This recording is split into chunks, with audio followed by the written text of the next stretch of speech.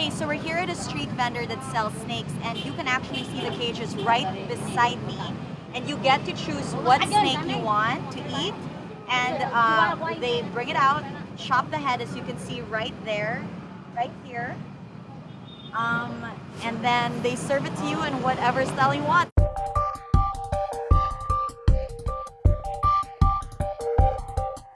So they're gonna pick a snake from the cage, chop the head off, get the fresh blood, skin it for the snake satay. Snake is not common fare in Indonesian dishes, but as in other countries, it is eaten here by some because it is believed to have healing powers. Locals also believe it enhances male sexual performance.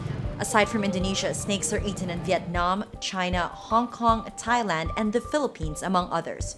Snakes are prepared differently in other countries. In Vietnam, they eat a beating heart. In China, they are used in snake soup. Here, in this food stall in Mangga Besar in Jakarta, cobra blood is drained into a cup for drinking. So this is what you get when you order cobra blood. You can see it's red, and right here is the liver. The snake is also skinned for satay. The bones are removed before the snake is chopped up, skewered on barbecue sticks, and placed on the grill. You know, it doesn't smell any different.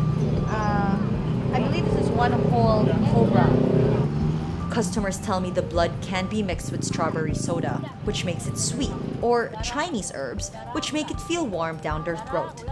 It's thin, like water. As for the snake meat, they say it tastes like chicken, except slightly chewier. While I'm there, customers come to order mostly cobra blood, and some motorcycle drivers come to pick up delivery requests by clients. Business is good.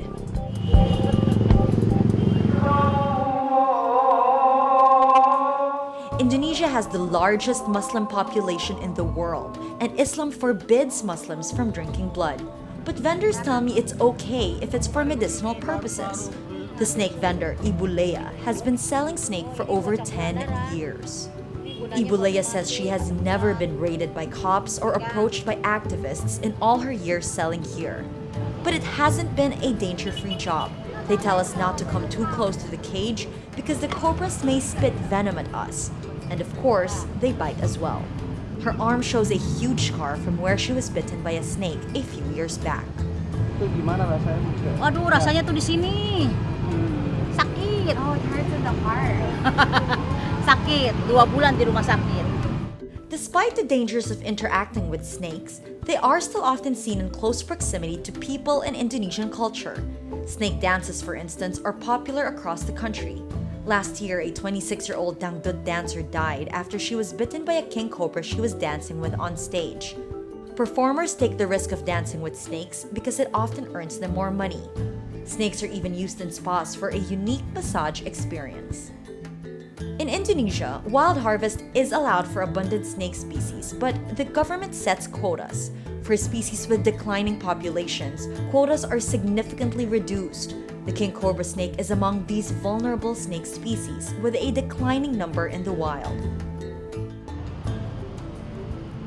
King Cobra Restaurant, a stone's throw away from the roadside stall, is a more formal restaurant often frequented by tourists.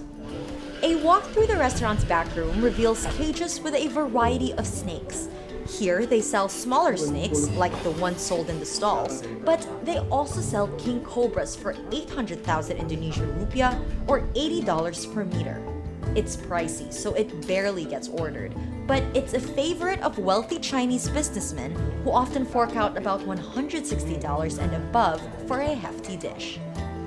Aside from meals, they also sell products like bags, wallets, and belts made of snakeskin. But it's not just snakes they sell here. There are also a lot of pills from other animals that the store employee says heals all sorts of complications, from skin problems to more major illnesses. Apa ini? Itu kapsul diabetes. Ular? No. Tupai. Squirrel. Squirrel. Okay, this is a squirrel. This is squirrel capsule, supposedly for diabetes. And this one, Kapsul radal tope. Gecko. gecko. Yeah. Gecko. So all of these cure supposedly different sorts of illnesses, and they all come from different animals. And they come in different forms as well. So we have capsules, we have oil, and we had powder. Aside from the animal products, the menu too is filled with other animals, some of them endangered. So this is monkey, and there's lizard here on the menu as well as snake. This is crocodile, and this is kalong, bat. So they sell bat as well. And bulus is don't know what Turtle. bulus is. Turtle. So quite a lot here, and you can order them satay or soup. Ini nggak nernak ya. As for snake vendors, many see nothing wrong with selling snakes as food, especially because it's lucrative.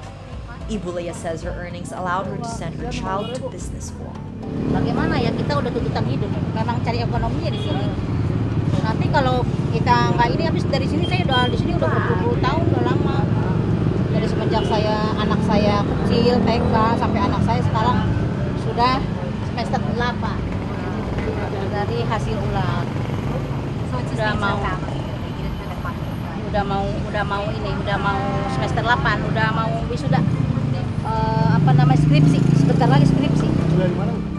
While some like snakes on their plates, others like snakes as pets. Indonesia, one of the most biodiverse countries in the world, is still the place to go for that.